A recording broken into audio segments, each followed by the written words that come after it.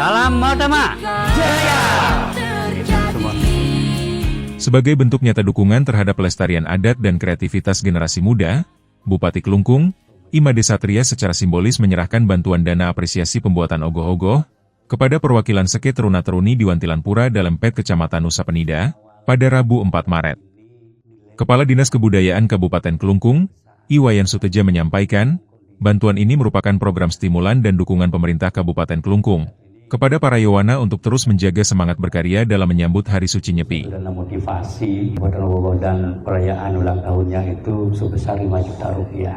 Titian sangat berharap sekali agar adik-adik itu dalam membuat kegiatan di Seketruna jangan cuma monoton yang itu-itu saja. Bila perlu setiap tahunnya ditambah. Total penerima bantuan apresiasi ini sebanyak 203 STT yang terdiri dari Kecamatan Nusa Penida sebanyak 74 Seke Teruna, Kecamatan Kelungkung sebanyak 37 Seke Teruna, Kecamatan Dawan sebanyak 44 Seke Teruna dan Kecamatan Banjarangkan sebanyak 48 Seke Teruna.